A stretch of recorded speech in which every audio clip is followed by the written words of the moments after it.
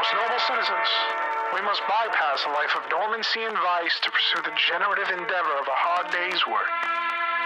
The benefits of these pursuits are not secured by chance or charity, but through the merit of your character and the firmness of your convictions.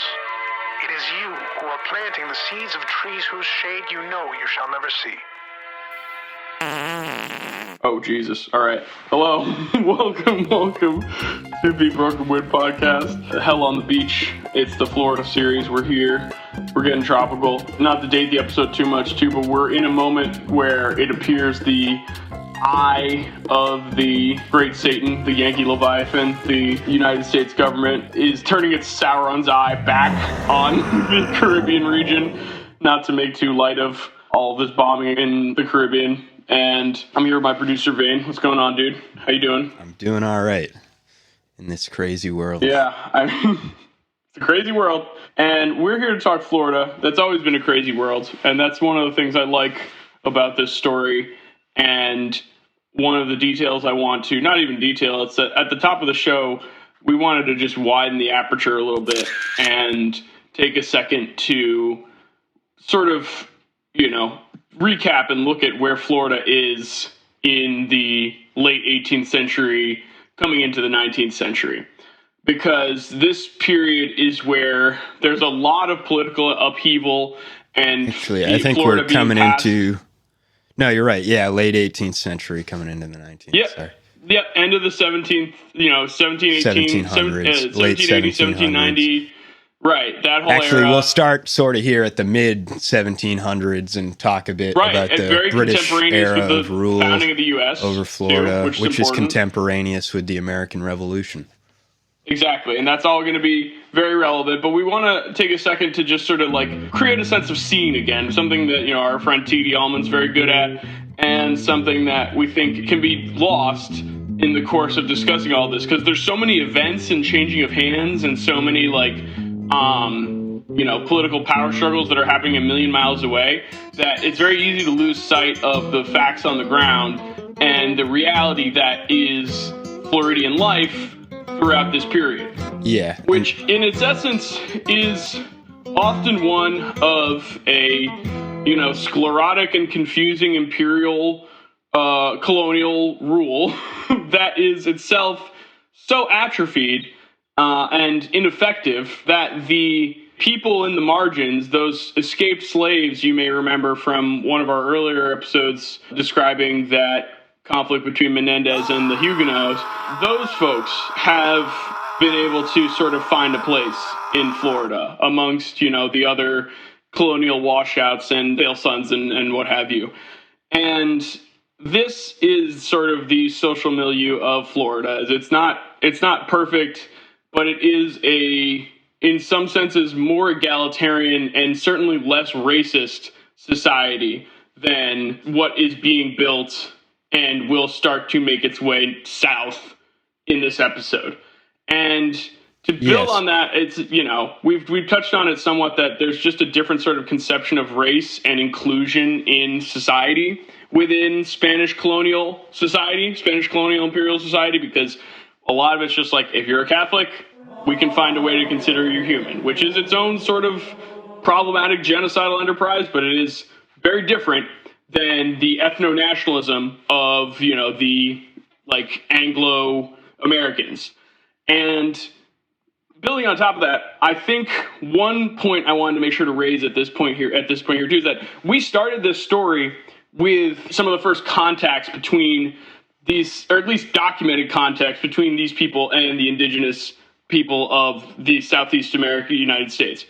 And those diseases that they brought over would have tremendous effects that are still not fully understood in a lot of ways. But one thing that is pretty well understood is that by the time there was a lot more impetus from the English to bring their colonizers into New England, by the time those colonies were being founded, those diseases had already run rampant across those populations. Is that something, would you have anything you want to add on that? Yeah, I think that's definitely fair to say, because I think what gets lost often is the perspective that before the United States grabbed hold of Florida, we like to think of this as almost the beginning of the story. but there's 200 years of Spanish colonial rule and then 20 years of British colonial rule before Florida ends up becoming in America's possession. And then even still, it's a gradual period where the ownership of Florida is very much under question, who it actually belongs to. According to the letter of the law, there's quite a lot of conflict going on and dispute over who actually owns this territory. And the chapter that we're on is chapter 5, the West Lone Star Butterfly Effect. We're about to break out our red strings like Charlie exactly. from Always Sunny. A lot of stuff's going to come together here. And you mentioned those conflicting laws. That's the thing I was trying, is like, that's going to be a lot of what we talk about here. That's very important stuff to understand. It's very complicated and interesting. But at the end of the day, people are living their lives underneath all of this complexity and conflict. And many of them don't have a place in this society that's coming from the north to supersede whatever problematic structure they live in now. And that's part of what we're going to talk about here. Right. And so if we're going to do a quick recap here, as Allman does at this point, he begins the chapter by talking about almost like a reversal of the magnetic poles is how he describes it in Florida, that for the first 200 years, events to the south from the Caribbean influence Florida. And as we've been saying with the red strings, these far-off events have a huge impact on Florida, but it's mostly events from the south that are influencing Florida for the first 200 years of Spanish colonial rule.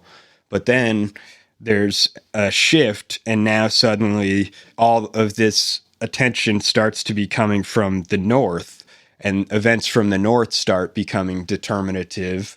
And as that happens, the influence of Britain and France and later America becomes hugely significant in its impact on Florida. Right. I forgot this chapter starts at basically the start of the 18th century, but it really is like start of the 18th century to early 19th century in Florida. That 100-year period is incredibly dynamic, and what we're going to try and it's almost here. like There's so much that happens. The patterns that we talked about over the last few episodes of Menendez, the Spanish killing the French, these cycles are speeding up is what's happening. You have a very long 200-year cycle, and then you see almost the same pattern play out in the 20-year rule of British control. And so we're going to talk about these iterations that are happening and seemingly speeding up. And this has to do with almost the trajectory of history as well. That it seems in general, these longer cycles start accelerating as we move into modern history. I think there's also a very ideological component to the British method of colonizing Florida. I'm excited to get to that. But because the British are the ones who are going to actually, they realize that it's impossible to govern this entire region, which is much like Canada, it's a generalized term to describe the entire southeast of the United States. So it really covers from the border of Texas all the way to the Carolinas. And Britain is the first to realize this is ungovernable as one region. We have to break this up into what they will call West Florida and East Florida. And the fault lines that determine that are already determined by the influence of former colonial powers. So you have East Florida is the more Spanish-controlled part. The major city becomes Jacksonville, and St. Augustine will become the capital of East Florida. And then West Florida, its capital will be the French-based city of Pensacola, I believe. So the French will ultimately lose to the Spanish, and for a short time after Menendez massacres them, they lose their holding in the south part of North America. But they start to settle in the northern part in what becomes Canada, and they slowly work their way down until they eventually end up regaining control over the western half of Florida. So East Florida belongs to the Spanish, and the western half belongs to the French. I want to say, that's a great segue to say that one of the themes we're going to be hitting a lot on here and trying to analyze a lot too is sort of like the nature, complexity, and political malleability of borders. Because that will be very important throughout all of this. It's going to get very confusing, and we're going to have all your liberal favorites in here, including the great man of history himself, Napoleon, will play a prominent role in this chapter as well. And one of Napoleon's favorite moves that he executes in this chapter that we'll get to fairly soon is to take tenuous control of something and then use that as a trading asset to someone else who really wants control of that thing. And even if you are completely unable to like actually exert any kind of political control over that like space you're trading, you don't admit that in the negotiation. You give, because what you're offering is the political mandate over that place. Yeah, he's really trying to flip a house, like in terms of real estate. He becomes an early house flipper, so you don't admit that there needs to be work the done. Original, like Southeastern flipper. Yeah, so flip that house. Flip that region. And so, yeah, we'll talk about a little bit later how Napoleon is going to use his control, his tenuous control of the region of Florida, which is, again, legally tenuous, and debatably he never even owned part of Florida, but he still advantages that and tries to flip the territory of Florida for profit. And that's really the way that he's thinking, much like a modern real estate developer.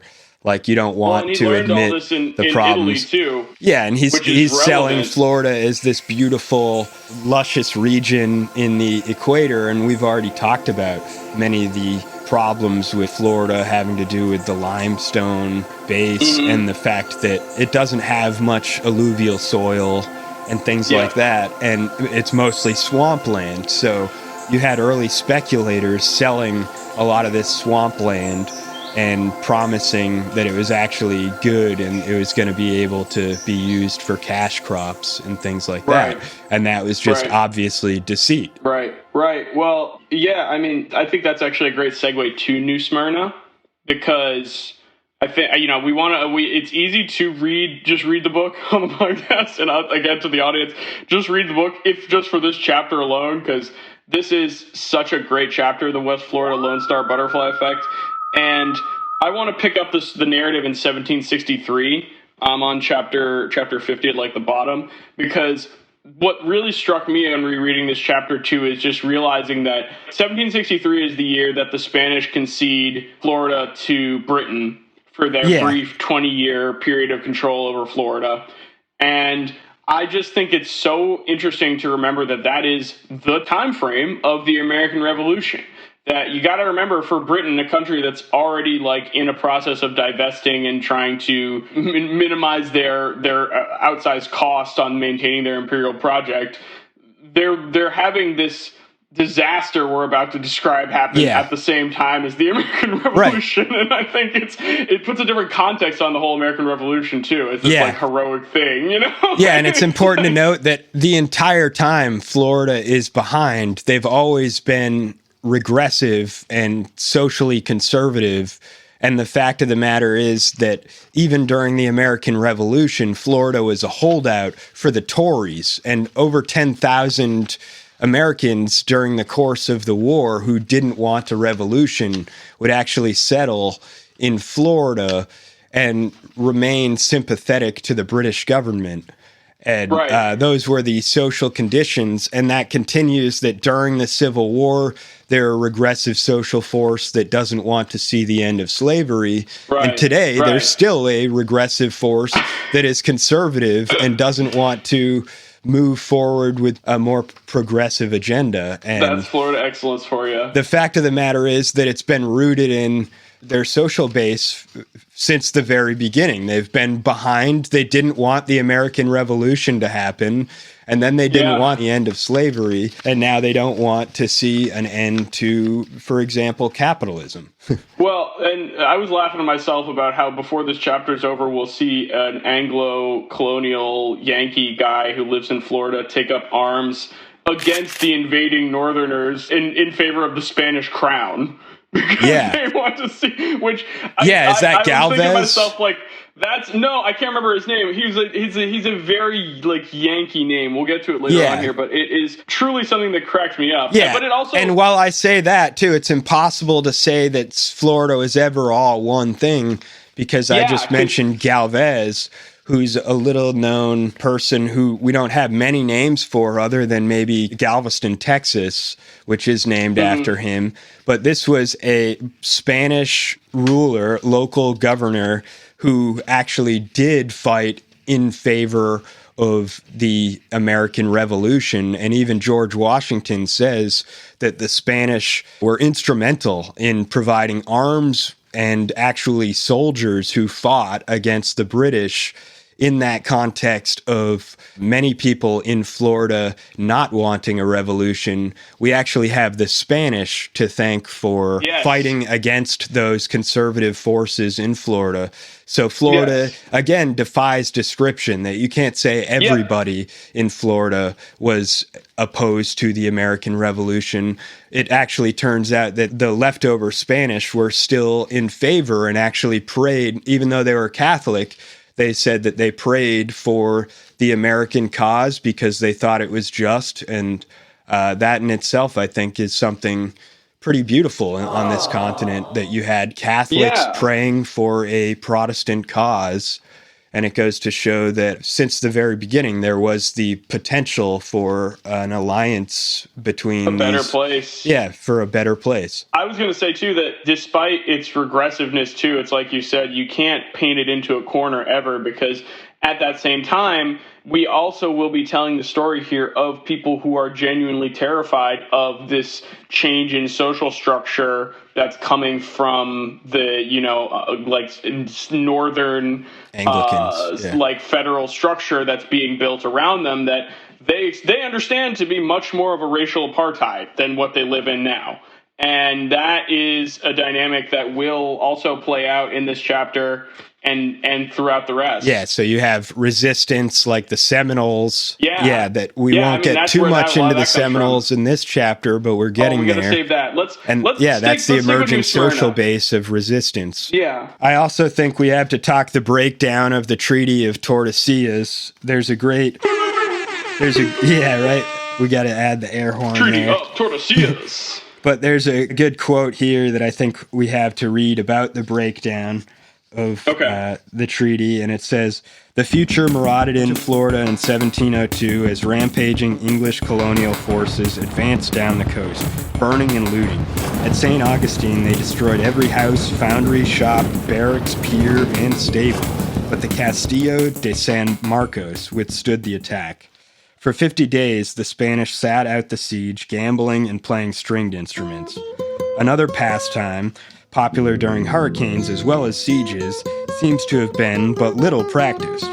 Only 2 children were baptized during the 9 months that followed. The Spanish held the fort and lost the country. That would be the story of how they clung on in Florida, off and on, for another 100 years. Right. The pretense that North America was Spain's alone had never been tenable. Banning the Portuguese made the power vacuum all the more inviting. Massacring the French had only opened the way for the English expansion southward, nor was France deterred. After losing their toehold in Florida, the French colonized Canada. Working south, French explorers seeking knowledge, not gold, were the ones who finally discovered the Mississippi and discovered its route, its resources, and its possibilities. By 1698, the French were back in Florida, that far western part of it which today comprises the Florida Panhandle. That year, they established an outpost at what today is Pensacola, followed in 1702 and 1720 by settlements at Mobile and Biloxi. Biloxi is right, yeah. Finally founding New Orleans in 1723. Meanwhile, more than 275,000 British migrants, not including slaves and Indians, had settled England's North American colonies, a population that would increase tenfold over the next 100 years. While Spanish Florida's population had fallen to a few thousand, British North America was turning into a new colossus. Yes, that's exactly it, the new colossus. And I mentioned the atrophy of Spanish power before, and I don't want to get too into the Spanish and ancestral stuff. Essentially, the Spanish are running up against the real limits of a hierarchy built on monarchy. We got to read this quote. I wanted to. Does catch up with you. Yeah, I was looking for this quote last chapter, and it turns out that it's in this one. But this chapter describes the breakdown of the hereditary dynastical systems known as monarchy very well. Yeah. And it shows why by the end of the Habsburg Empire, the notion that just breeding good rulers of the past together over and over and over and over again is completely breaking down. And people understand that you can't just breed good rulers together and expect them to only produce other good rulers. You can't breed people who have the divine right of kings together to make sure you only have people ruling with the divine right of kings. This is one of the things that liberalism is fully against, and correctly so. And I'm going to put you on notice here for just reading the book, pal, but this is a great paragraph, so you know what, just hit it. I'm on notice. Like the 1565 attack on Fort Caroline. Hit it. All right. Like the 1565 attack on Fort Caroline, the 1702 destruction of St. Augustine had its origins in the complications of mammalian reproduction as played out in the life cycles of members of the Spanish royal family. The remarkable Philip II begat the unexceptional Philip III, who begat the incompetent Philip IV. Philip IV, in turn, produced an heir in the form of the future Carlos II, who was both physically and mentally incompetent to fulfill his dynastic responsibilities. His abnormally large tongue, which made his speech unintelligible and his dining habits unspeakable, Spanish believed, had to be the work of the devil. Hence his nickname, El Hejixado, bewitched. Carlos II begat nobody. That dereliction of dynastic duty amidst the tinderbox of rivalries of Europe, and considering Spain's enfeebled but still far-flung place in the world, was tantamount to provoking a world war. Carlos II's heirless death on the 1st of November 1700 set off a struggle for the throne of Spain, which the Bourbons ultimately won, but only after Spain had been devastated, and people all over the world killed and maimed because the last Spanish Habsburg monarch had, apparently, an insufficient sperm count. St. Augustine's destruction by England's American colonists was one side effect of this royal dysfunction. Right. And so this is, just a part of the Napoleonic Wars, the struggle for power in Europe. And in 1763, the point I was trying to bring us to is when Britain ends up through a hilarious set of circumstances. I feel like people are only marginally even aware of that Florida was ever a British colony at any point. But Florida, it's a short period, only 20 years. It's and only short years. They divided it in East and West Florida, and that becomes so significant up till even now. It still carries lasting ramifications to this day, the lines that were drawn back then. Yeah, and this is again, getting to what we were talking about with, Menendez attacking those Huguenot colonizers, was that, this is so much of the battlefield and place of reckoning for so many of these old conflicts of Europe, too. The 7 Years' War and the French Indian War are two different names for the same war as it's described between different places in the Anglosphere. Yeah. And that just has to do with the differing intents between different people involved in that. The Americans had their own intentions. And that's why America thinks of this war as the French and Indian War, but the rest of Europe, who sees it more from the perspective of Britain's intentions, refers to it as the 7 Years' War. Right. And as my co-host mentioned before, too, there's so much shuffling here. The Spanish aren't fully done in the Florida region. When we say that, the British have taken control of Florida, there's still an enclave of Spaniards in what forts. Could, under some definitions, be called Florida. So They still have It's very fortifications, confusing. as the chapter says. They lost the country, but they still held some of their forts for even 100 years after that point, and are Right. still claiming that Florida belongs to them, even though they're having their own internal discussions about getting rid of it because it's nothing but a giant sinkhole to throw money into, essentially. And they're Right. just doing nothing but losing money. And even Napoleon will discuss that, and that's part of why he wants to flip this territory.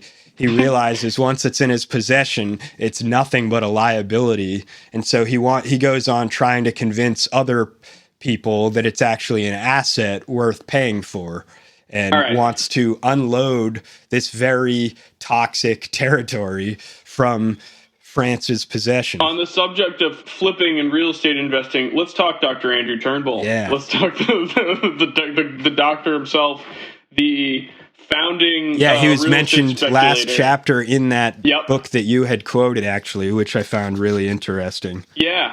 I mean, he's a significant person in the history of Florida because he was one of the entrepreneurially minded young British persons who looked at this new acquisition of the crown and decided, you know what? It looks like Italy, smells like Italy. I'm going to say it's Italy. I'm going to import a bunch of Mediterranean people to this place that, in my mind, is similar to the Mediterranean, and they should just thrive and be happy and build a functioning, productive little mini Italy right there for me to benefit off of, just like old Napoleon. So it's this very strange.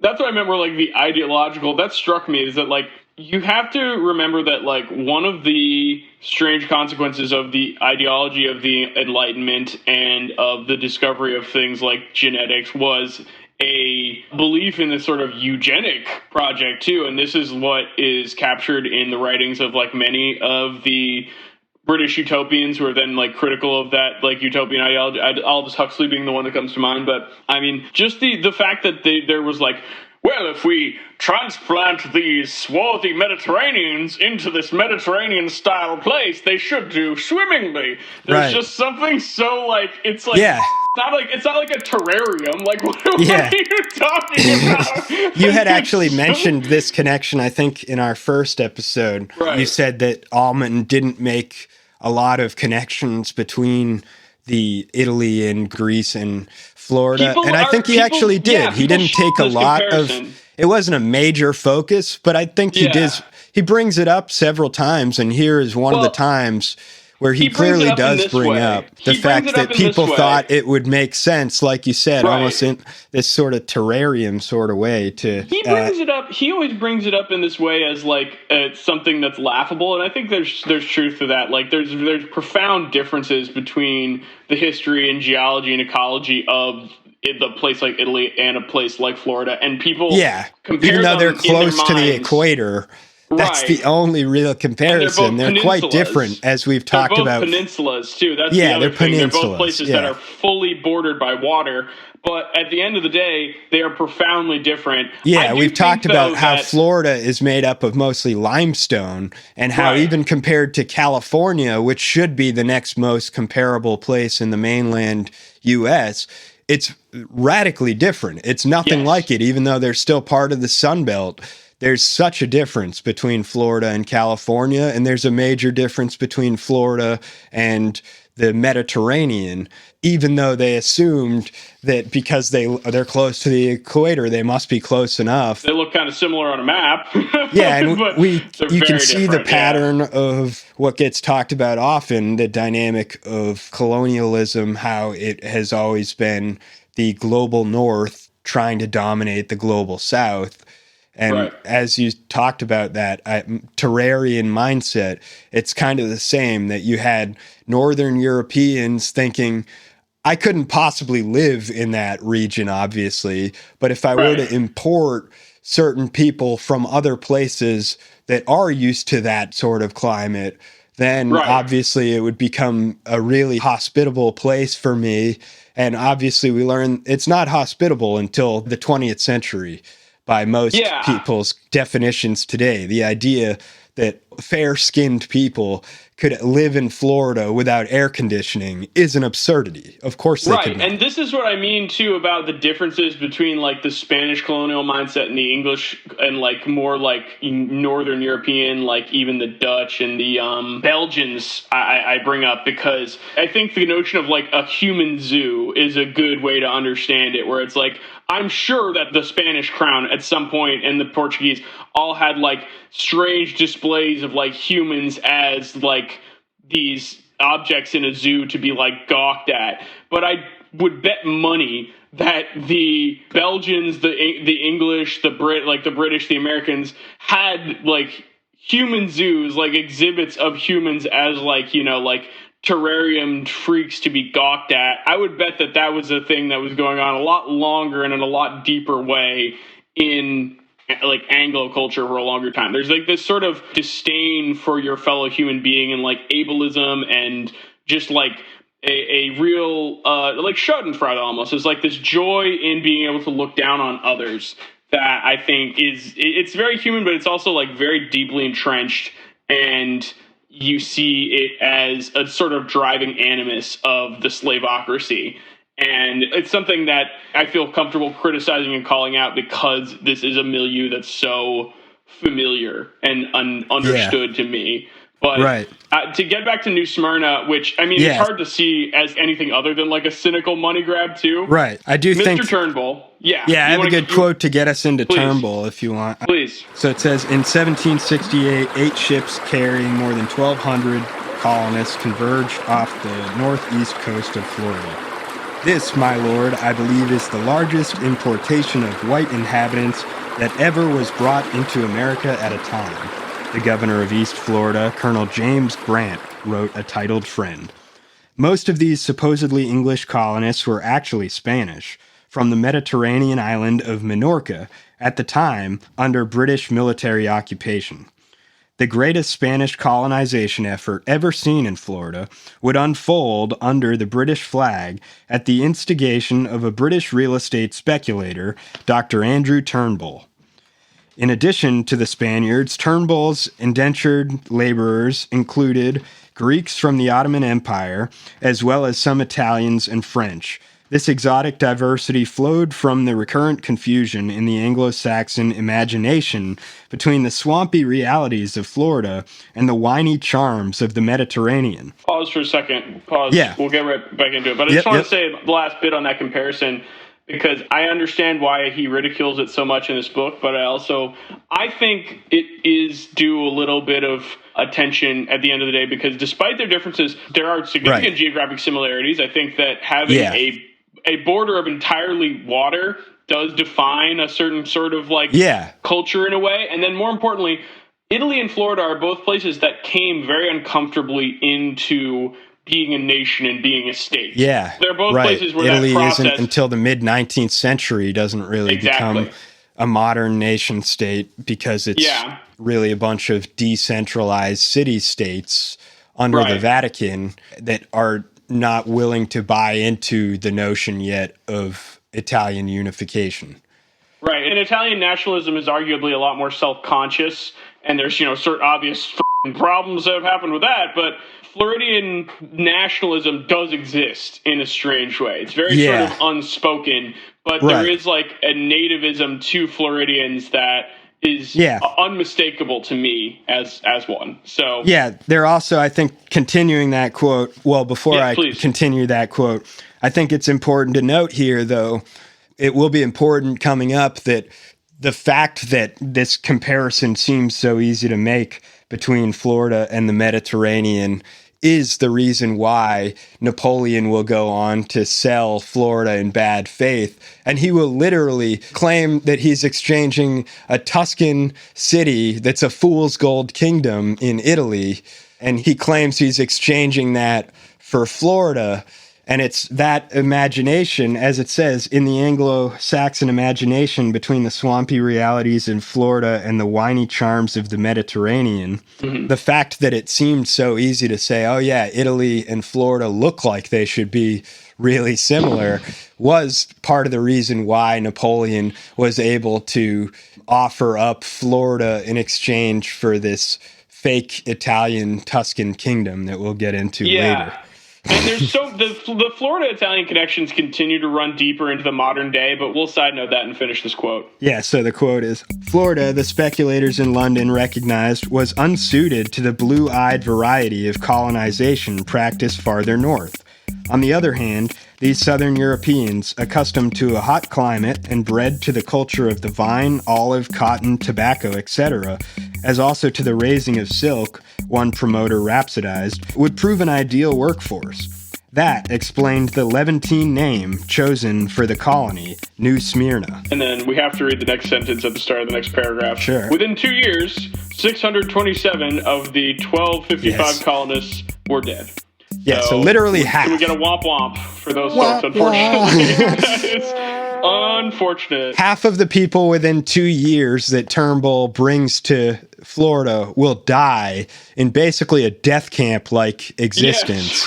Yes. And then they try to escape to Cuba, and Turnbull massacres them. He orders summary executions to send a message to these people that they have no escape, essentially. Yeah, T.D. Allman compares the scenario to Heart of Darkness, which made me laugh on the reread, and I think that is a very fair comparison. And I'm so glad you read that last paragraph, honestly, because I forgot the way in which there is that, like, colorism and that weird sort of, like, ethnocentric planning behind their idea that they're like, oh, we can't send those white colonists here. We have to make sure we're sending Levantine colonists, where it's like they think that's going to give them an edge in this place they've never been to that's completely different from the place they're coming from. And it's just so stupid and racist. And there's another... I love it. There's another important quote here, I think, where it describes the conditions of the death camp-like existence. And it's from Captain Bernard Romans, the deputy royal surveyor for this region, who describes what happens. He said, about 1,500 people, men, women, and children, were deluded away from their native country, he reported, to this place where, instead of plenty, they found want in the last degree. Instead of promised fields, a dreary wilderness. Instead of a grateful, fertile soil, a barren, arid sand. Starvation may have been avoided had Turnbull allowed them to fish, but they were denied the liberty of fishing. Things got worse. Again, behold a man obliged to whip his own wife for pilfering bread to relieve his helpless family. Then, think of a time when the small allowance was reduced to half. By the time the New Smyrna colony was abandoned in 1777, more Europeans had died as a result of Turnbull's scheme to grow wine grapes and breed silkworms than had perished as a result of all Spain's efforts to save the Northwest Passage from the French. Well, and I had to underscore that line when I reread that passage through that year. I meant 1777. So just think. Yeah. And this is like... during the American Revolution. Come up. Right. Like, this doesn't ever come up when you're taught these things in school, but it can't be understood that the British are not looking, it's not some like ideological conflict for them the way that it's taught to Americans. It is a losing business proposition. And then when you connect that to what's this disaster happening in Florida simultaneously, it's like, of course what other option did they have than to just say, fine, this is your deal now. You guys, this is your shit. Right. See you when you're ready to do business. And that would happen quite soon afterwards, in fact. Yeah. So, and continuing our tradition to read the book in its entirety, I'm going on to the next. I have that next passage highlighted. Yeah, this next passage, the New Smyrna disaster. You want to read that? Yeah, I'll read this one. Right. Because this goes to something I actually want to bring in as a theme starting in this episode too, and I think that it is important as a part of this show to think about the kind of inherited attitudes that we get as Americans about Florida, and the kind of like resentment and feeling of like, oh, what are we're paying so much for this state that is an outsized burden on our whole project here, our whole federal project, and these people are all degenerates and lunatics and must be sort of ignored. That is something that when we really dig into the historical basis of, I think there's actually a lot of like deep-seated bigotry there that we as Americans could stand to interrogate and maybe ask ourselves, like, what kind of country do we want to be? And is Florida a part of that? You know, like that's the question I find myself coming to more and more all the time. So I'll pivot that into this quote. Yeah, this quote is really a key part of the entire book, I would say, a key theme. Yeah, I would say. So the New Smyrna disaster, which continued the Florida tradition of such settlement schemes going horribly wrong, is significant for another reason. It is an early example of the blame the victim methodology that prevails in Florida historiography. The governing principle of this approach is that nothing unpleasant ever happens in Florida, at least nothing that can be blamed on English-speaking Protestant white men unless, later on, they are Yankees. When something does go wrong, the victims are to blame. In Florida's history books, the New Smyrna victims are to blame. Not the speculators who starved and killed them. Having so many colonists of non-English language and religion more than offset any advantage that may have come from their knowledge of the growing of tropical products, complains one typical account, which is, again, it's a deranged way to portray what was done to those people. And yet, to this day, we see that when people talk about the way that we massacred the Native Americans. There's this so be it attitude to it that's very much the same as we're seeing here. And there's another this condemnation, this like deterministic condemnation to just say, well, they brought it on themselves. And that's, blame that's the what victims. I want to like interrogate with this show. Well, they couldn't really survive on their own after we brought all the disease here. And they could no longer survive under the conditions that we imposed on them. So it's their fault. And we see another case here of some more. I do like to bring these quotes up where he gets direct source quotes of textbooks where he's showing actually the inaccuracies, as that last quote that you said. There's other similar ones, I think, here to follow. It says, in this, as in cases involving Indians and blacks, the worst troublemakers are the truth tellers. Captain Romans, author of one of the first important books on Florida to be written in English, A Concise Natural History of East and West Florida, was an unimpeachable source.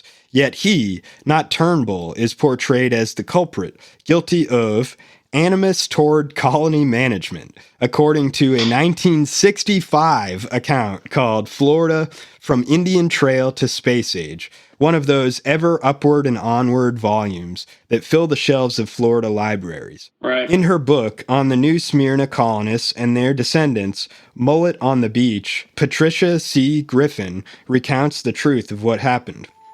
A diverse collection of individuals and families from traditional Mediterranean cultures, she writes, full of hopes, set out on a disorienting voyage to the New World, experienced a death camp-like existence on an indigo plantation, and, in desperation, they fled. Yeah, which is just quintessentially a Floridian story. And then, you know, the following paragraph... And these people who flee and survive become known as the Menorcans. Menorcans and St. Augustine. And this is one of those groups of which there are many in Florida that may not necessarily be indigenous, but do also have a history that even predates the essentially Yankee conquest of Florida. Yeah, they are the longest running, other than indigenous peoples. Exactly. They are the people who have the longest claim of being true Floridians, I suppose you could say, that some of these people go back as far as 400 years ago, whereas the Americans only have a claim to maybe the last 250 years of Florida. Right. So we're going to skip the paragraph on the Menorcans. I'm going to read this one about the fall of the British colonial empire, because that's something we've talked about, like the charnel house nightmare of New Smyrna here, but I do think that the overall decay from 1763 to 1783 of the British colonial empire is important to understand, especially in this moment where we stand, I think, ourselves at a similar precipice for the United States in its large colonial outposts. I think we could see a massive sort of contraction similar to what we're about to describe, but to read from the text, because that's all we do on this podcast, I guess. While British efforts in Florida were descending into barbarism, Britain's hold on the whole of North America was crumbling. In 1763, the British were all triumphant. By 1783, they had lost most of their American colonies. This immense realm went to pieces in just 20 years because the Americans no longer needed the British. Once the French were defeated, the Americans would continue the Indian part of the French and Indian War all by themselves. At least they could if the British did not stand in their way. And if they did, the Quebec Act, enacted by the Parliament in London in 1774, brought the Americans' sense of resentment to the boiling point. One of the first legal measures to explicitly guarantee civil rights, it granted French-speaking Roman Catholics the same freedoms and protections colonists from Britain enjoyed. Hey, you can't give rights to other people. That interferes with my rights. They're papists, goddammit. The British attempts to stop them from seizing Indian lands west of the Appalachians enraged the Americans most of all. You're taking our free real estate. You're the people who already own our free real estate, you're giving them rights. Stop that. Stop that right now. Yeah, we'll drop a free real estate there. Yeah, so it's that, I think, goes to show the relentless, aggressive resentment of the American colonial mindset. And that's something I really am glad that we got the education we did in, the sort of the seat of this story in many senses, at least the northern seat, because it's hard to understand how just bitterly resentful these people are about every little thing that really shouldn't be an existential reason to kill people, and yet they find a way to gin themselves up into murderous rage about how French-speaking Roman Catholics have the same rights as them in this new colony. Yeah, or that the law is written in Spanish in Florida, and the English, as they settle there, start saying, it's actually our right to have the law written in our language, not in your language. We will get to that, yes. And doesn't that sound familiar? Doesn't that sound familiar, right? We have a right to have English law for the last 250 years, but actually Spanish law has been here for 400 years, if you really... most people here speak Spanish? Well, them then. This is my rights. So, yeah. Yeah, this is an English-speaking country, except for the fact that it's been a Spanish-speaking country for 400 years. For 100 plus years now. So I'm trying to think, So, yeah, we can move on, I think, to the Treaty of Paris, which continues on that direction of pissing off the Yankees. Here's a quote of that where it says, "For the British, as for the Spanish and French, Florida had turned into a military and economic disaster. In 1783, Britain washed its hands of Florida. It gave both East Florida and West Florida back to Spain. Later, there would be much muddying the waters when it came to the claims as to who owned what in Floridas, but so far as law and treaty were concerned, there was never any doubt. The 1783 Treaty of Paris, which recognized America's independence, defined the new nation's boundaries very clearly. Florida was entirely excluded, including those parts of it today that comprise of the coastal areas in Mississippi and Alabama and in Louisiana, the Florida parishes around Baton Rouge. U.S. exclusion from the Gulf of Mexico, many American nationalists claimed, threatened U.S. security, as well as the prosperity of the newly settled lands west of the Appalachians, and therefore justified U.S. aggression against Spanish Florida. As you said, ginning up any reason for murderous rampage. They say that we are entitled to trade at the Gulf of Mexico, but to continue this quote, it says, the legalities of the situation show that, too, to have been a myth. In 1795, Spain pledged by formal treaty to guarantee the United States port privileges at New Orleans and transshipment rights to the ocean beyond. Right. So they basically said... They were not happy with trading rights. They said, that's half, and we want the whole, and therefore we're going to murder you. Right. It was like, first they said, we have to invade because we need trading rights, and the Spanish were like, oh, we'll just give you trading rights. And they were like, well... That's still not good enough. Still have to invade. We're still going to need to take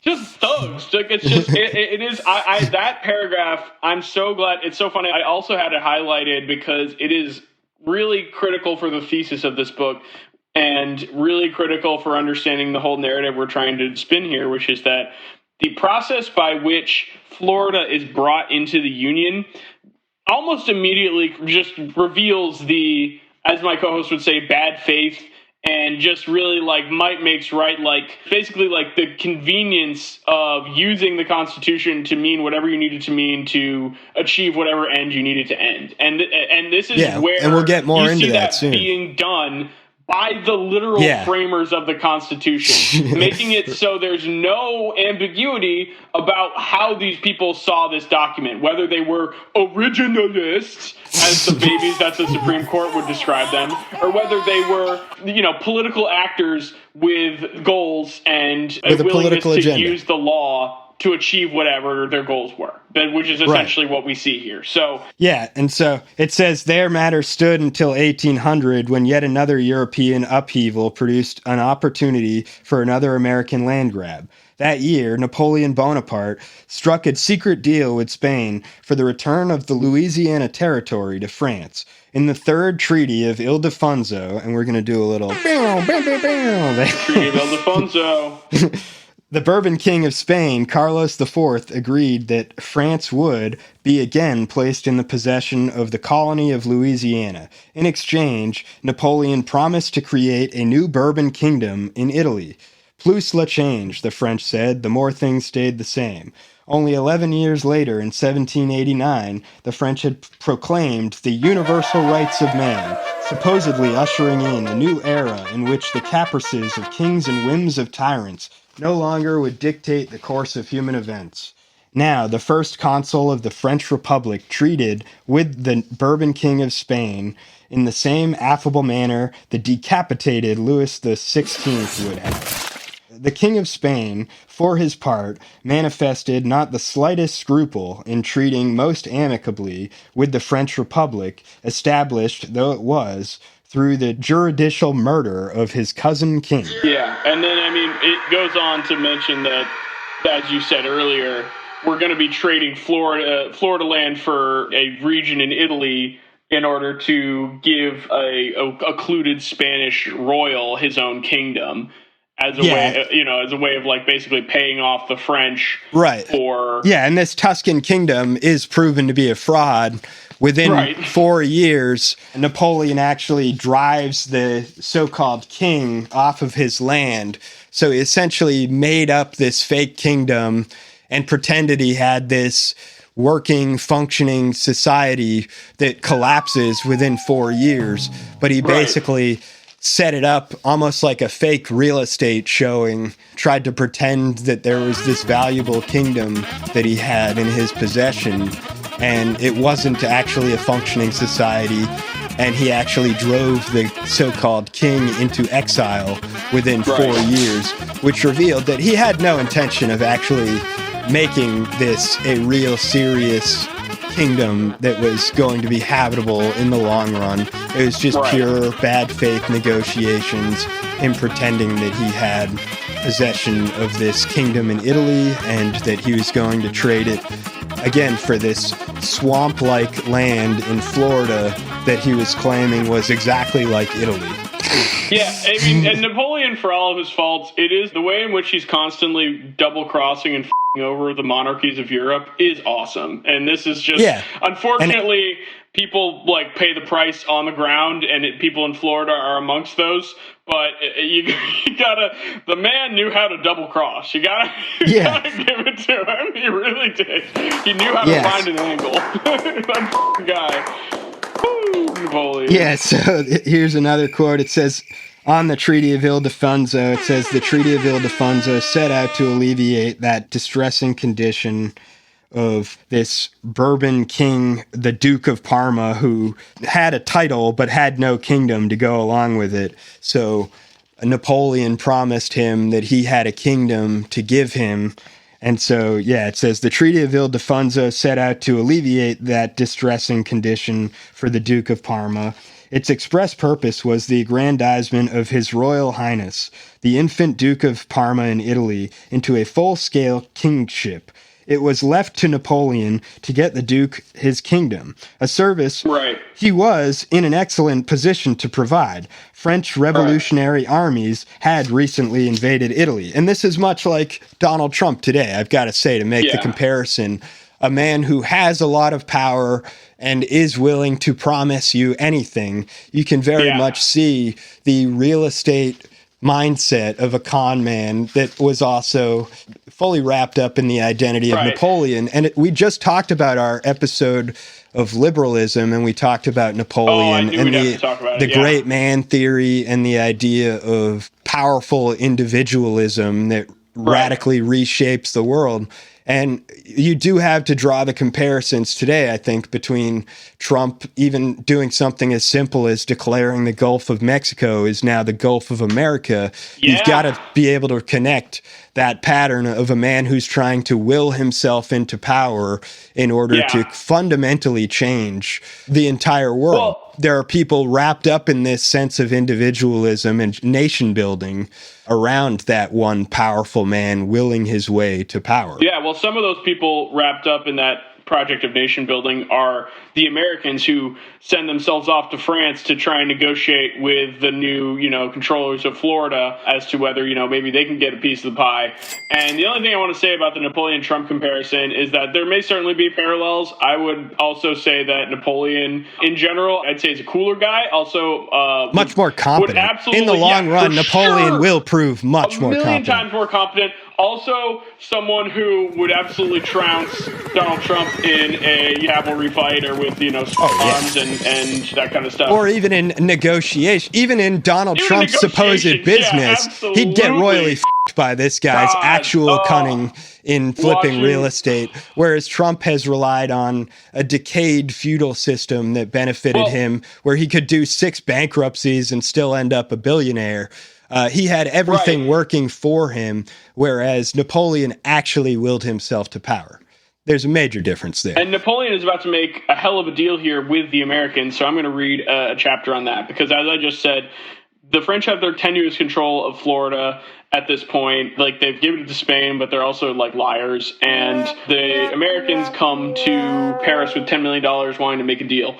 And they find there's a lot more up for grabs than they realized. So never before again would an American diplomatic démarche produce such an opposite, gargantuan, and happy result. Because they went into this thinking they might just get Florida, and they're realizing they can get Louisiana and Mississippi. So Jefferson was thinking of Florida, not Louisiana. But when Monroe got to Paris, he discovered that the whole Louisiana territory westward of the Mississippi was up for grabs. From his expedition to Egypt in 1798 until his retreat from Moscow in 1812, Napoleon's grand enterprise traced that same trajectory from magnificent conception to headlong retreat, and now it was happening again.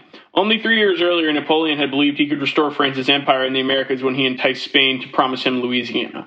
By the time Jefferson sent Monroe to Paris, yellow fever and the world's first successful slave revolt had turned Saint-Domingue, which the black insurgents called Haiti, into a French mass grave. With Haiti lost and Britannia once again ruling the waves, Napoleon understood Louisiana would be as indefensible as Quebec had been in 1763.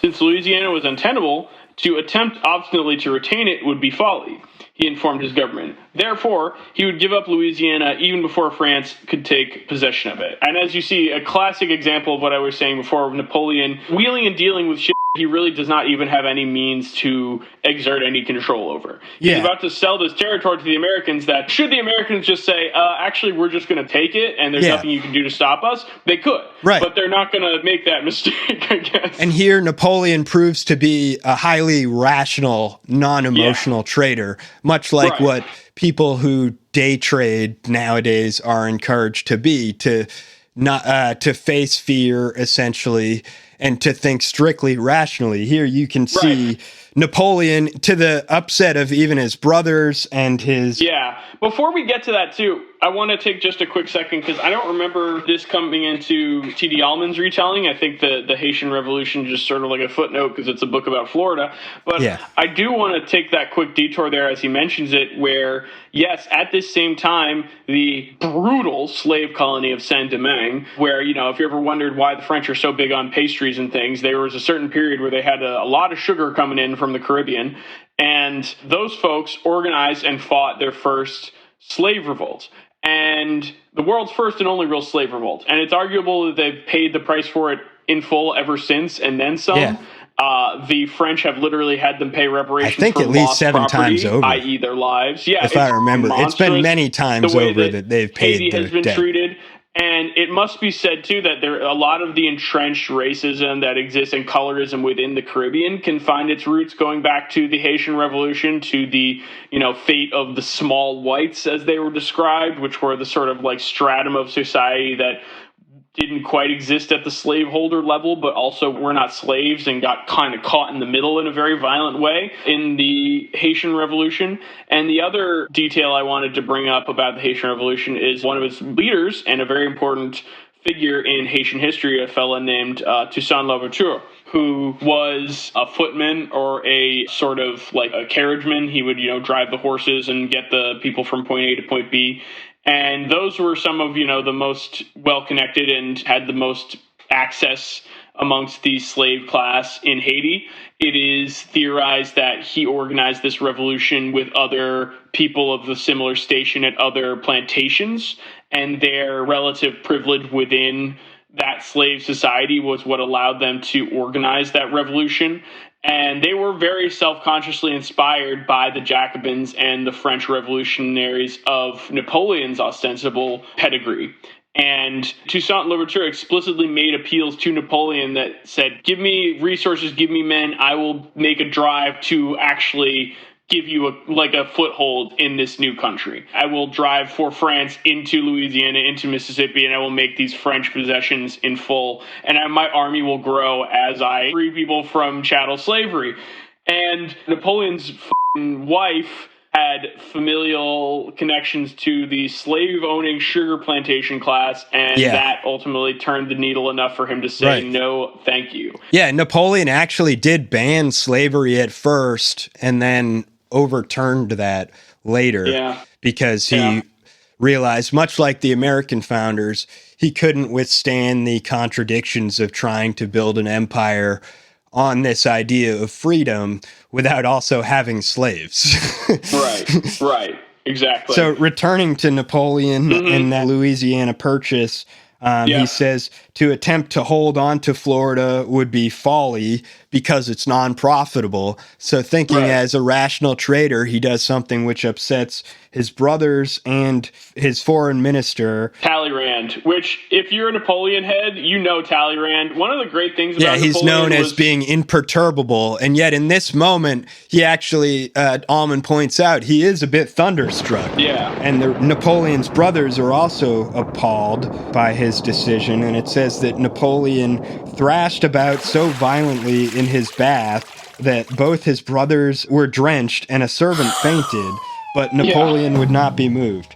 The only way to thwart the English and salvage something of his American disaster, he had decided, was to make the Americans an offer they could not refuse, like Don Corleone. It is thugs. it is not only New Orleans that I cede, it is the whole colony without reserve, he informed Talleyrand. Have an interview this very day with Mr. Livingston. Having hoped to get New Orleans and perhaps some bits of Florida east of the Mississippi, the Americans found themselves offered the whole of Louisiana west of the Mississippi all the way to the Rocky Mountains. The Spanish, the actual occupiers of Louisiana, were not consulted. Right. Well, and at this time, President Jefferson is who's negotiating all of this. And we're trying not to just read the book. I'm going to read a quote actually directly from Jefferson that's in the book, but I'm not going to read the book. I'm just going to read the quote from the book, which is President Jefferson talking about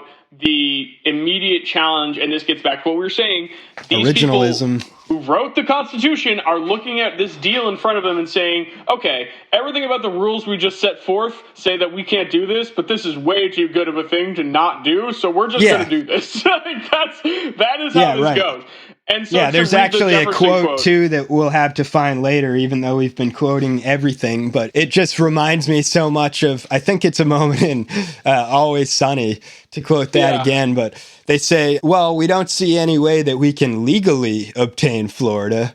Legally.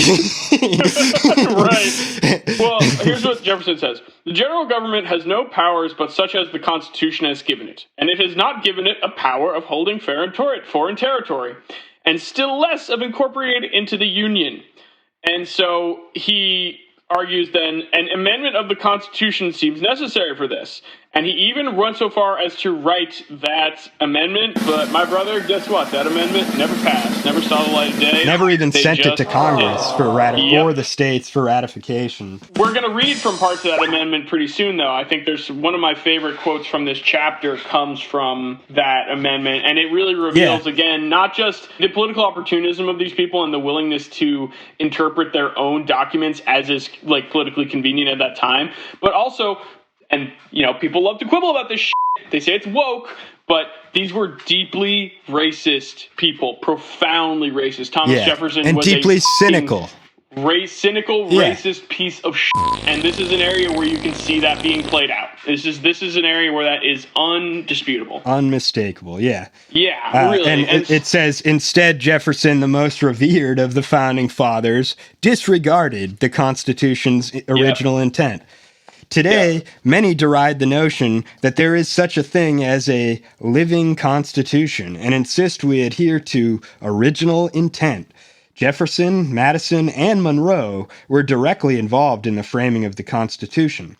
Madison is remembered as the father of the Constitution, yet they never followed the path of what people today call originalism. As soon as it became expedient, these founding fathers acted exactly in the manner that the originalists of today would denounce as a betrayal of the founding fathers' original intent. It's so confusing. In his eagerness to get Louisiana, Jefferson had concluded what America's imperial presidents still do. When necessary, or merely convenient, the powers of the presidency supersede the fundamental law of the land. As for treaties with foreign nations, whether European or Indian, the provisions of these agreements could be transformed at will on an ex post facto basis into whatever the president now wished them to be. Prior to acquiring Louisiana, President Jefferson insisted Florida was entirely separate from Louisiana. Once Louisiana was in U.S. hands, Jefferson reversed himself. He purported that parts of Spanish Florida did belong to the U.S. precisely because, he now suddenly alleged, they were part of Louisiana. As Henry Adams later remarked wittily, it was possible to make such a claim, though only by pretending that Spain retroceded West Florida to France without knowing it, that France had sold it to the U.S. without suspecting it, that the U.S. had bought it without paying for it, and that neither France nor Spain, although the original contracting parties were competent to decide the meaning of their own contract. It was also possible to claim that the Louisiana Purchase entitled the U.S. to no land whatsoever. By selling Louisiana, Napoleon violated France's treaty obligation to the Spanish, not to sell or alienate in any manner the property and usufruct of this province.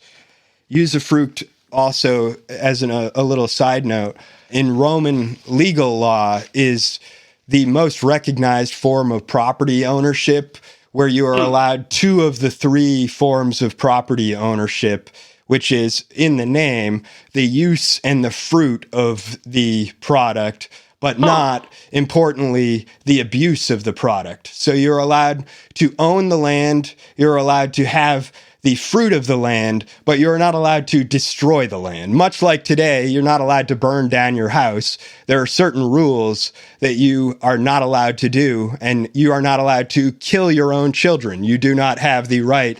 You may have the right to the proceeds of some of their labor, although even that is highly regulated. But you may have them cut the grass and benefit from that. You may not, however, kill your own children. And so to this day, we still do have the concept of usufruct. And I think that it's an important concept to understand as we talk about the idea of property ownership. And what we're talking about here, too, is the fact that the United States is the Indian givers. When we're saying that you can, on an ex post facto basis, change the contract, you're an Indian giver. That's what it means. Right. And we applied that title to the Native Americans when the reality is our own presidents clearly were the Indian givers who reserved this right to change their contracts on an ex post facto basis. And the reality is, that they themselves were playing very loose with the concept of property rights. And to this day, when we argue, oh, well, the Native Americans didn't understand property rights, they actually did. They also had their own concept of usufruct, and they also prohibited the concept of abuse. You could not destroy the land that you, quote unquote, owned together collectively. So basically, if we're talking about property ownership as these three tiers, the Native Americans had one of the three tiers. The Europeans, under Roman legal system, had two of the three tiers, and virtually nowhere in all of human history has anyone ever conceived of property ownership as having the right to destroy the thing you own. Well, I mean, yeah, there is a lot of destruction that will be wrought by the Yankees in the course of this. Yeah, and they'll do that. They'll destroy some of this land at their own convenience. Yeah. They'll do whatever they want, even if it completely violates their own concept of property ownership, which is deeply embedded in this concept of usufruct, which is defined by Latin or Roman law. To also bring it back to where people are in this story too, that there's all this again intrigue and trading back and forth between the Spanish and the French and the Americans, and it's all happening in a relatively short period of time where the people who can manage to live there, because you got to remember that too, that by this time it's lots of people have tried to live in Florida and not been able to make it. The people who are living there at this point, who have lived there for some time, have developed a way of living in harmony, enough harmony with the land and such that they're able to survive and thrive. And that has taken many generations to build up.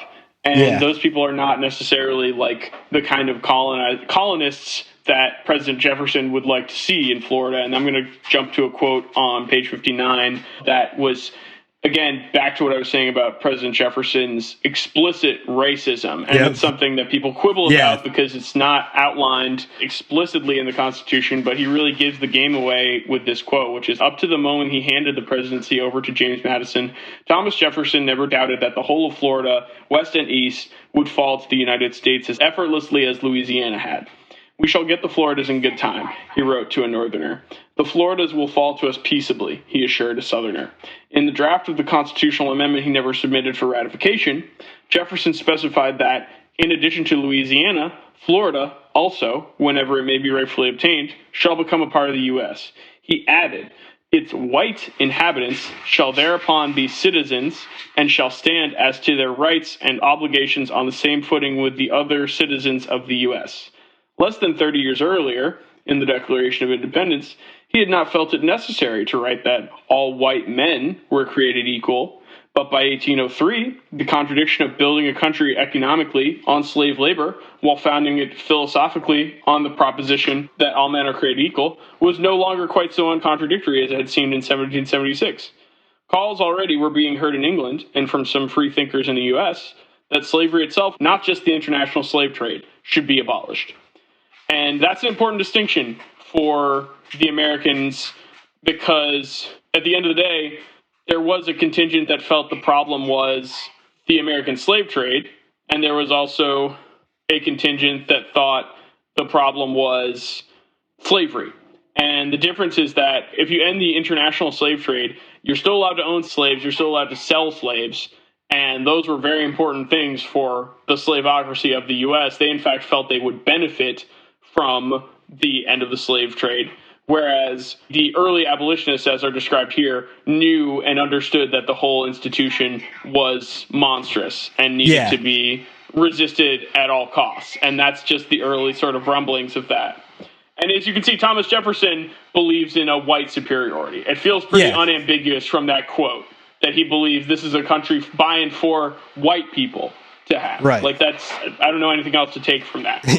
And this sectional division that starts to emerge and leads to the U.S. Civil War ultimately is a conflict of interests based around the lifestyles of Northerners versus Southerners, that Northerners had a conception of power based around money and the sovereign ability to control your own currency and to charge interest. So they had a vested interest in making sure that the United States didn't expand territorially too far and too fast, and in fact never really had an incentive for people to have that free real estate, because that to them is debt forgiveness, and they benefit from people falling in the rears behind their debts.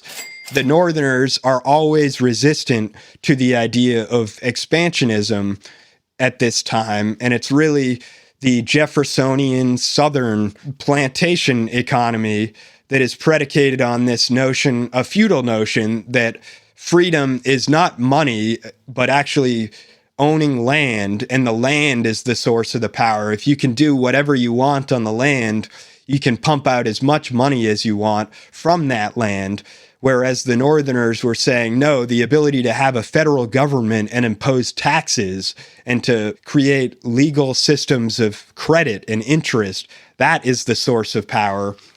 Jefferson disagreed and said, no, power comes from me having control over my own domain and being allowed to do anything I want in that domain, including to have a racist system where one group of people are born slave owners and the other group is born as slaves. And that is the system that the South wants, but they have a problem inherent to this concept that land is freedom because they have a finite amount of land. And so as they have many children, it becomes an inherent problem that what do? Do you break up your territory to give it to your 3 sons? Or do you want to give one son the whole territory and find some new land, some new freedom, quote unquote, to give to your next of kin? And that was really the material conditions that were driving early U.S. expansionism, whereas the Northerners were opposed to expansionism, and arguably for moral reasons, but also just due to the clear material interests that they had. You have people like John Adams, who's a Northerner who becomes a famous early abolitionist, or he gets lumped in with the early abolitionist movements. And it is definitely debatable that it's also in his material interests that he does not want the United States to expand, and he does not want more places to become slave territories because he personally benefits from having limited land and having people fall behind in terms of debts.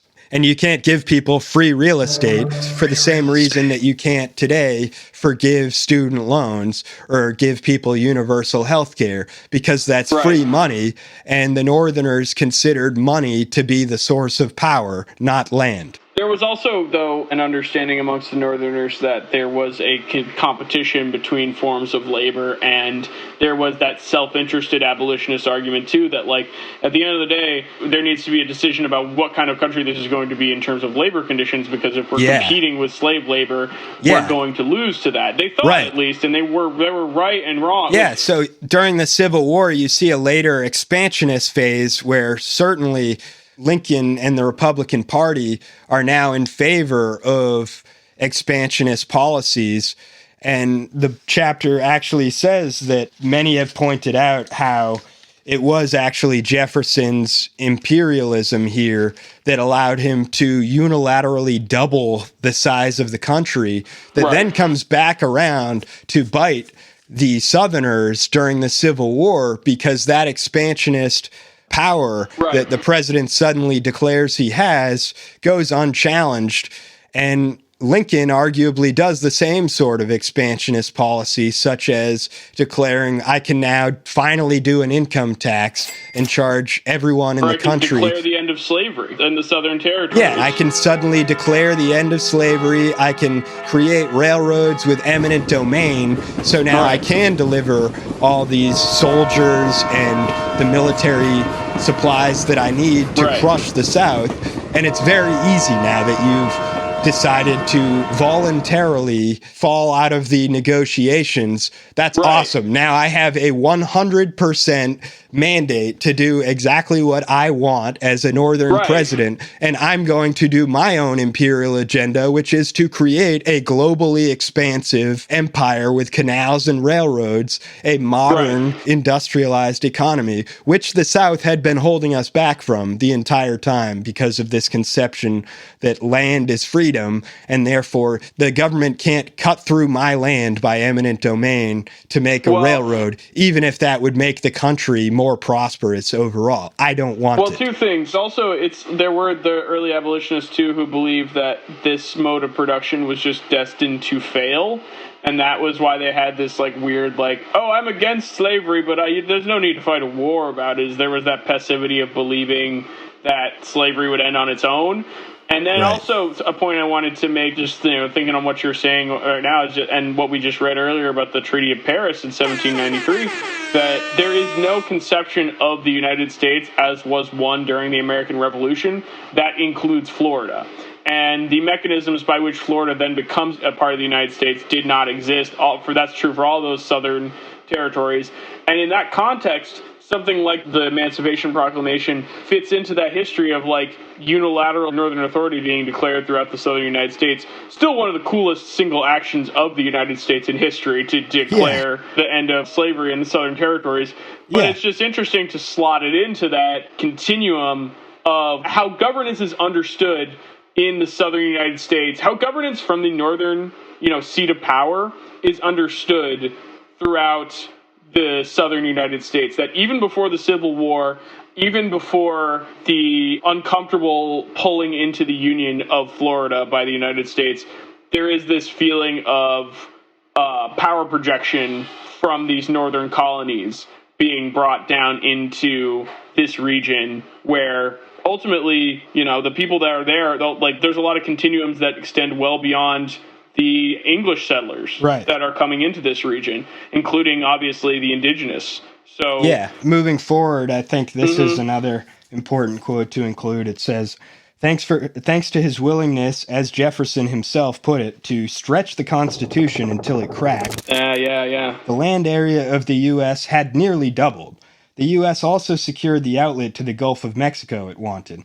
Who cared now about Spain's pathetic remnant of an empire in Florida? Thomas Jefferson cared very much.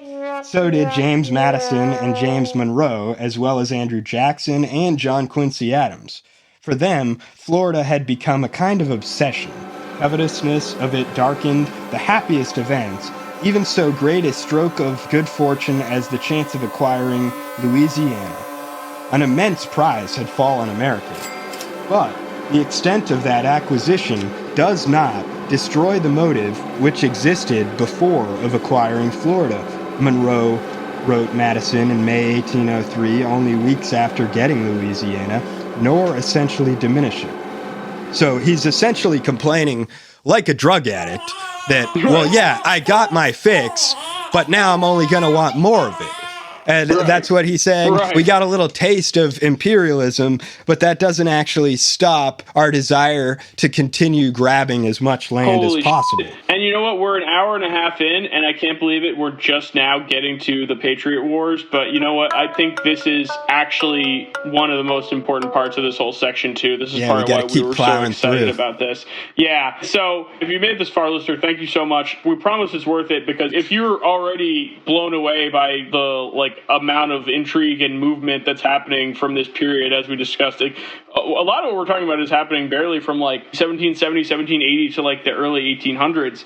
And in 1803, as you discussed there, we're seeing more and more this obsession with Florida by the framers of the Constitution. The literal founding fathers and their immediate successors had an obsession with bringing Florida into the Union. And this would also go for Cuba. This would go for Puerto Rico. This would go for a lot of the parts of the Caribbean. These people saw this as the next logical step for the U.S. empire. Yeah, and that's where this quote by Casey Babcock, which is actually used at the start of this whole section of Finding Florida, Part 2, Coveting Florida, says, the persistent desire of the U.S. to possess the Floridas amounted almost to a disease.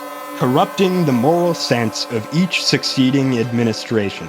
He wrote that in the book, The Rise of American Nationality, in 1906. Right. And this is where we're going to come back to that grievance we talked about, too, of these early colonists and how they leverage any tiny grievance to achieve whatever ends is what they actually want. And that's the thing that is really so... When you talk about, like, the origins of bad faith, sometimes I feel like you're kind of over your skis when you say that, like, Florida is the place where you see an origin of bad faith politics, but... This being a place where the era of chivalry really broke down, and then the stories we're about to tell here about the Kemper brothers, it's like there's kind of something to it. So I want to read just a little quote here about, I want to read something as really we quick talk here. About the Kemper brothers, we should keep in mind that this is an operation by President Madison. And it ultimately, he really becomes the godfather of U.S. covert operations, much like Kennedy would do the Bay of Pigs operations. This is a hot take from T.D. Allman, because a lot of people will argue that, like, the U.S. really did not have covert operations at this time. The OSS, things like that, were the genesis of such an apparatus for the United States. But T.D. Allman argues in this section that there's actually a even more foundational moment of essentially U.S. covert operations to achieve an imperial ends, something that their limey cousins would have been very comfortable with and very familiar with, right? Not something that would have been outlandish. And I want to read just a quick section before we get to the Kempers about Florida as it was in this period with the Yankee threat looming large, right? So demographically and culturally, the Florida parishes had become almost indistinguishable from Mississippi. And this is not Florida proper we're talking about here. This is the region. So just to the north, with one great exception.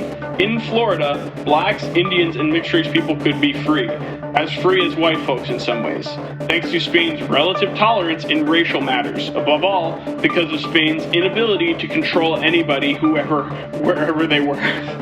And this lack of respect for supremacy of the white race led many, though by no means all of their area's white Americans, to perceive themselves as new founding fathers and the Spanish governor in western Florida, Vicente Fulk, as the new King George III. Among the malcontents were the notorious and colorful Kemper brothers, pirate smugglers, and political terrorists. The Kempers had tried and failed to grab control from the Spanish back in 1804. This time, with the support of the President of the United States, they would succeed. Yeah. And there's an important quote before that where Jefferson says that, speaking about the stampede of Americans who were moving into Spanish territory because Spain was enticing them with economic incentives. Similar to today, they wanted immigrants in order to supplement their economy, and immigration has always been good for an economy. And so Spain is encouraging the U.S. they're encouraging people to settle there peacefully. And Jefferson actually says, "I wish 10,000 of our inhabitants would accept this invitation," he wrote. "But in the meantime, we may complain of this seduction of our inhabitants just enough to make the Spanish believe it is a very wise policy for them." Yeah, a great So he's example. purposely trying to smuggle in these Trojan horses into Spain, into Florida, who are going to have pro-U.S. American revolutionary, pro-independence into Spanish Florida. Yeah. And he's purposely trying to settle as many of these people there so that they will willingly do what is a putsch or a coup of this territory. And this becomes a pattern that we see everywhere that has a lone star state. We see this is the first place where they create what becomes known as the Bonnie Blue flag, which is a solid blue backdrop with a lone 5-pointed star in the center of it. And that we recognize as also becoming the flag of the Lone Star State of Texas. And as we talk about the... Right. Well, don't give it all away quite yet. Let me read this section here. So, having decided to provoke a disguised military coup in western Florida, President Madison, again, having gotten the handoff from President Jefferson with those Trojan horses of Americans moving into Spanish Florida, President Madison ordered secret agents and provocateurs into Spanish territory. As if by magic, grievances were suddenly proclaimed. The tyrannous yoke of the Spaniards denounced. As always in Florida, the link between words and meaning were tenuous, to the extent it existed at all. Among their complaints was that the laws of Spanish Florida were not written in English.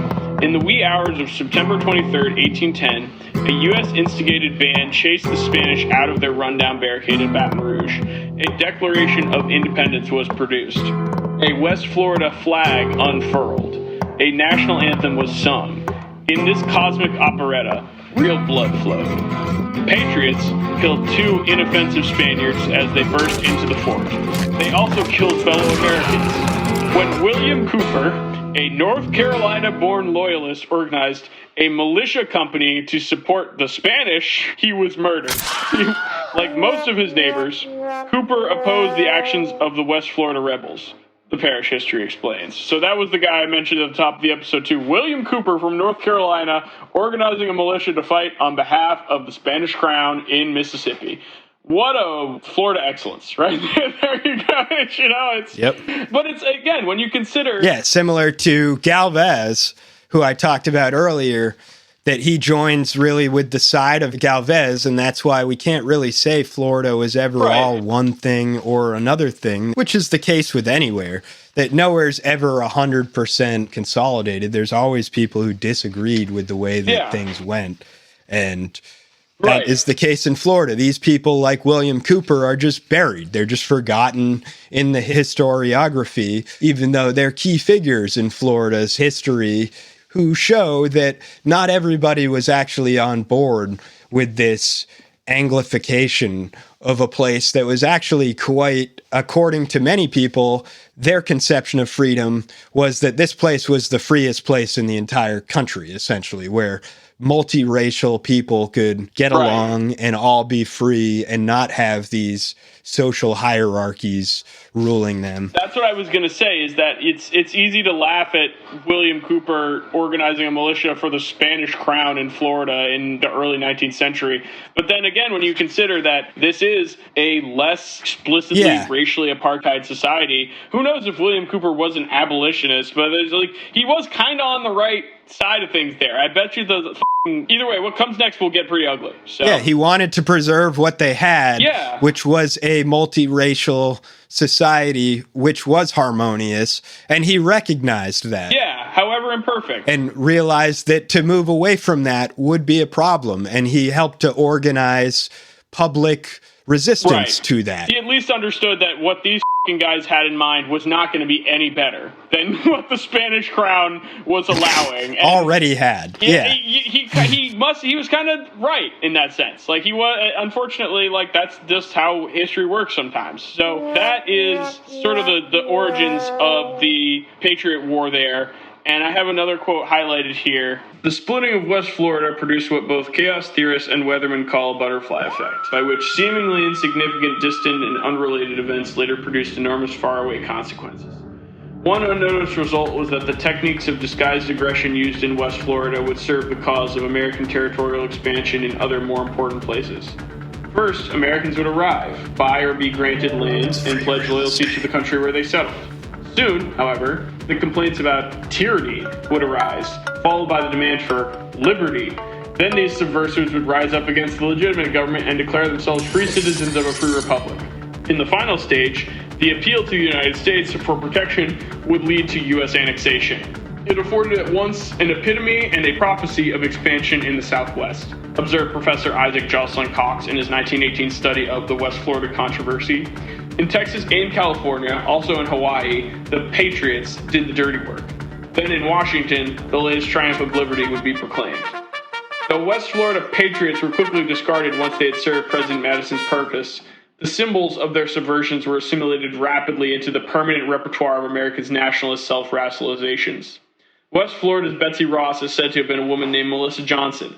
The flag she stitched, called the Bonnie Blue, its most memorable feature was the single large five-pointed star which occupied the center of the blue field.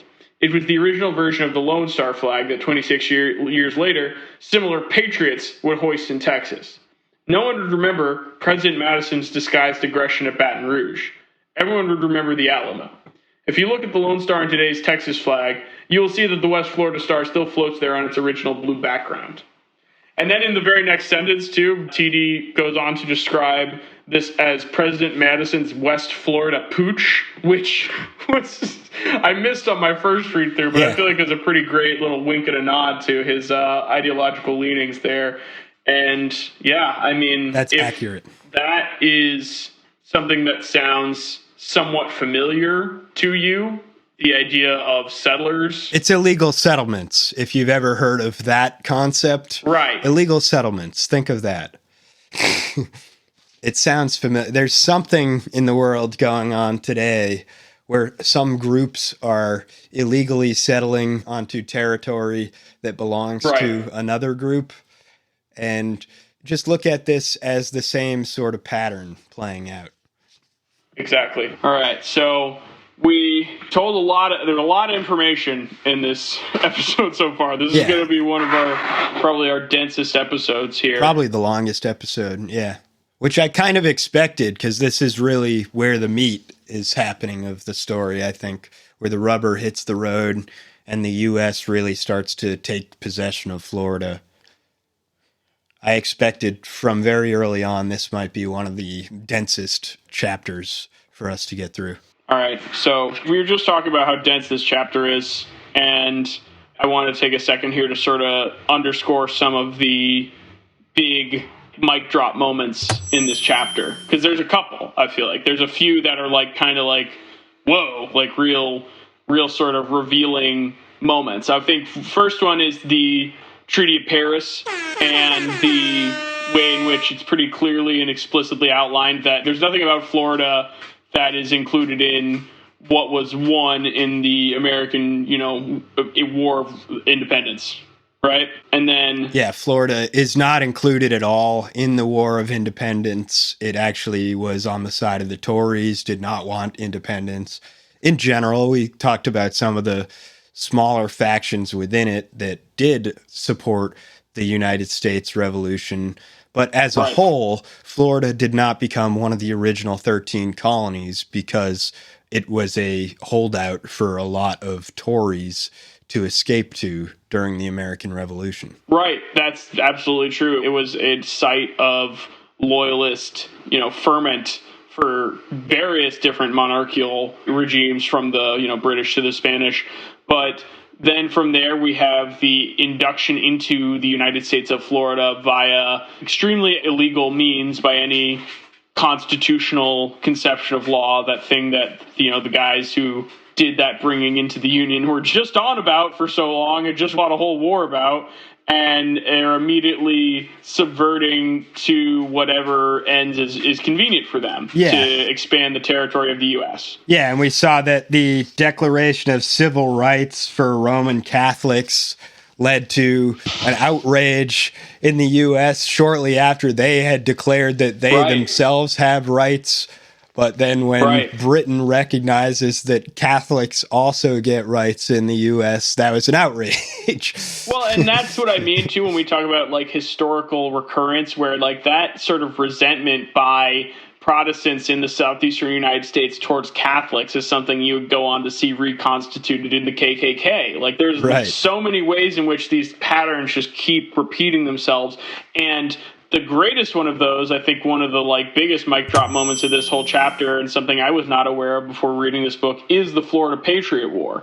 Absolutely. And there's so many Patriot Wars. That's part of why this lost in history, even outside of the U.S. But the fact that there was a Lone Star blue flag that was used to essentially create illegal settlements, and then an illegal quasi-revolutionary moment where the U.S. came to the aid of these, upstart Republican settlers. Yeah, oh no, these poor people need help to save them from tyranny. The yoke of the Spanish crown. And you see it runs across, starting in Florida, runs all the way through the Sunbelt states, passes through Texas, where they say, remember the Alamo, moves through to California, where there's still to this day very strong conservative social base, and then moves even beyond that to Hawaii, where a similar coup is inspired in Hawaii as well. This pattern is absolutely unmistakable. The idea of creating a folk expression of art, creating your own flags and your own national anthems, and they have their own folksiness to this art. Like mythologizing of themselves, yeah. They don't look anything like prior flags, which are usually made of like 3 similarly shaped rectangles, and you're only able to really change out the color and maybe have a seal that's different in the middle. But there was a convention to how you make flags, and this was very much the American folk tradition thumbing its nose at European leaders and saying, you, this is what our flag looks like. It's this ragtag sewn together, different fabrics with a star on it, and it very much looks different. And same with the U.S. national anthem that was ultimately selected. It's very different from other national anthems, even from God Bless America or America the Beautiful. Yeah. Those are much more like traditional national anthems, whereas there is something very individualistic about both the United States flag and the United States national anthem that is purposely created very differently from existing anthems to give it an emotional and personal attachment. The listener or the viewer gets a strong emotional attachment to the pure individualism. Like we talked about with Napoleon willing himself to power, I think that there's a sense of making your own little star for your state and then putting that on the backdrop of the 50 stars. That was our way of sort of pleasing or patronizing, really, these states like Texas, who said, I'm a lone star state. I'm such a special, important person. And America said, you're so important, we're going to make your star one of 50 equal-sized star in our rectangle. Yeah, we'll give you your own little special star.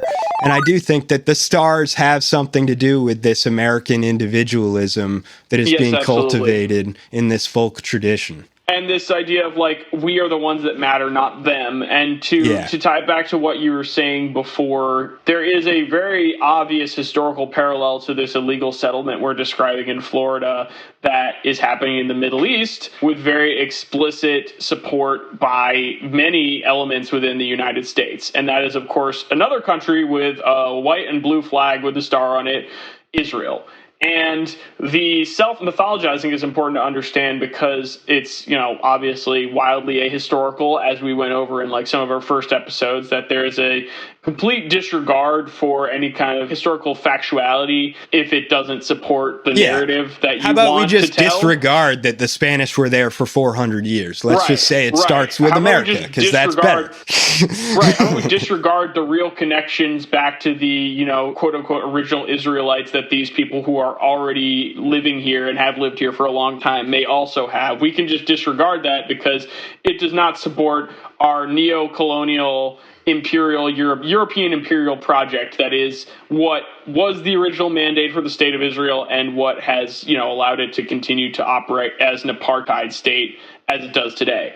And these like bad faith elements of colonization, these tactics are the same. And I was thinking about this lately because you continue to see debate in leftist circles about whether, is it anti-Semitic to say that Israel controls the U.S.? Does Israel control the U.S.? And I would say, no, it obviously doesn't. It's not anti-Semitic to say that Israel has an outsized influence in U.S. politics.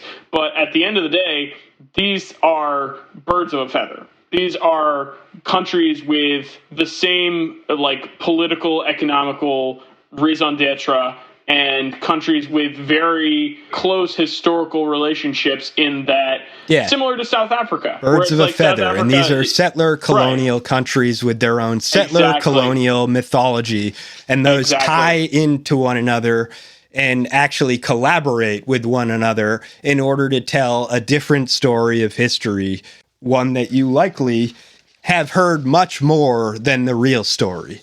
For example, Ponce de Leon. You probably heard that story long before you ever heard about the story of Menendez.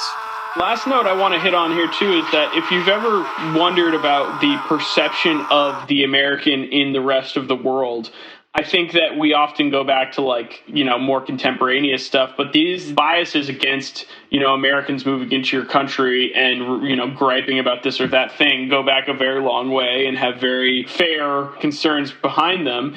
And I think that one thing that T.D. Allman really pulls out in this book overall is the way in which the Europeans saw the kind of charnel house society that was being born in the New England colonies and decided, like, we want to wash our hands of this at a certain point because this is getting really ugly. And they were, didn't have the moral high ground, but they were right to think that things were going to get really ugly.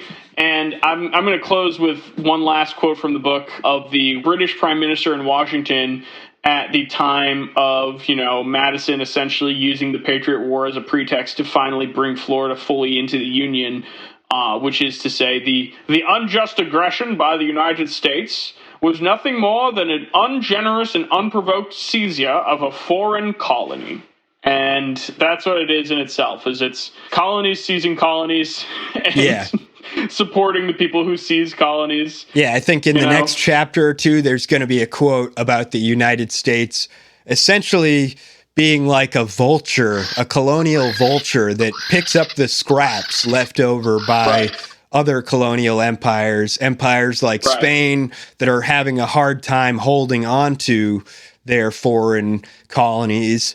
And the U.S. exists to live in this gray space where they're sending their people there purposely to be sympathetic to the American cause and to incite their own revolution now in these territories, a pro-American independence streak, essentially. And with them inciting that, it's important to recognize that this is a pattern that has played out pretty much everywhere, especially across the Sunbelt states. And it's really important from a historical materialist standpoint to recognize the fact that it's not just a coincidence that all these places run across the Sun Belt. It is, these places were chosen specifically as the least habitable places for fair-skinned people to be able to live on their own.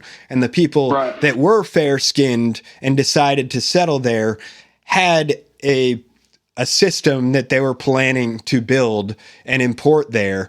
And we'll talk about the competitive system of the North, the expansionary system of wage labor that starts to run westward in the railroads. But we'll also talk about, before that, the system of railroads that was being constructed by Southerners across the Sunbelt states, which was never completed, but it was an attempt to run across the country from coast to coast.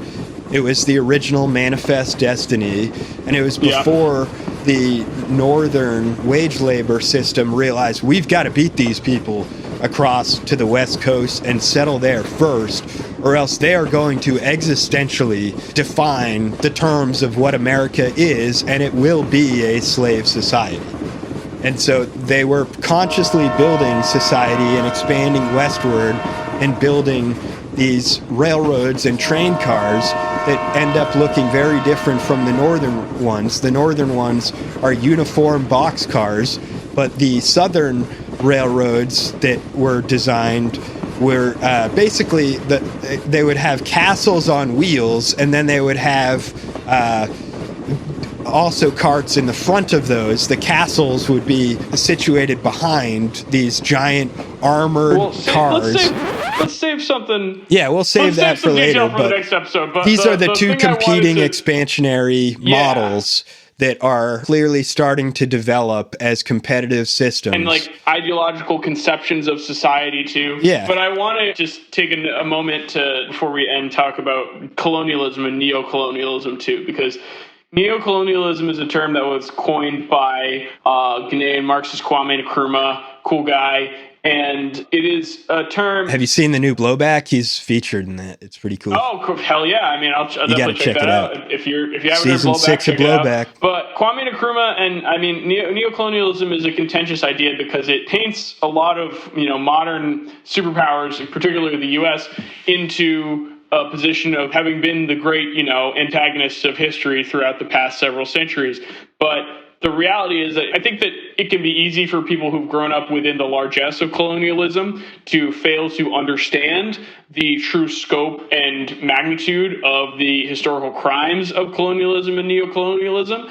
But if those are things you've ever struggled with, that is what we're telling this story for. And that is what we think Florida presents sort of a perfect lens to understand. Because the continuum from the colonial era into the neocolonial era is so direct and unbroken that you can very, very clearly observe and understand the tactical differences that are implemented to essentially achieve the same colonial results. And that is what we're trying to get at here in this whole story. And that's what we were really hoping to tell with the story of the Patriot Wars too, is to show you that there is this tactic that was developed at this time that is very viable and still used in very significant ways. So with that and, a few other details, I mean, if you've come this far, thank you for listening. We really appreciate it. I don't know if you have any other closing thoughts you want to hit on before we sign off here, Vane. No, I think this one's been a long enough one. We should try to end it before too long. But you got a lot to work there, pal. We hope you did enjoy this one. We knew it would be a dense one, but also a very fruitful one. So hopefully you've enjoyed it. And again, we thank you for listening. Yeah, thank you for listening if you've come this far. We appreciate all of our Patreon subscribers so much. And, if any of you, think that any of these episodes are worthwhile enough to put on the free feed too, let us know, because we're happy to do that. We want to start getting this more out there more too, because we think, the story of Florida, as we said at the top of the episode, I mean, the eye of Sauron of the U.S. empire turns back towards the Caribbean now in 2025. So, we're not going to get quite as far south as Venezuela in this series, but these are all very interconnected stories. So, we're glad we're doing this now, and we appreciate you if you've listened. So thank you so much for listening. This is Hell on the Beach from the Broken Moon Podcast, and we're your hosts, Butler and Vane. We're signing off. You ready? You ready, buddy? Oh, yeah. Let's go. All right. Peace.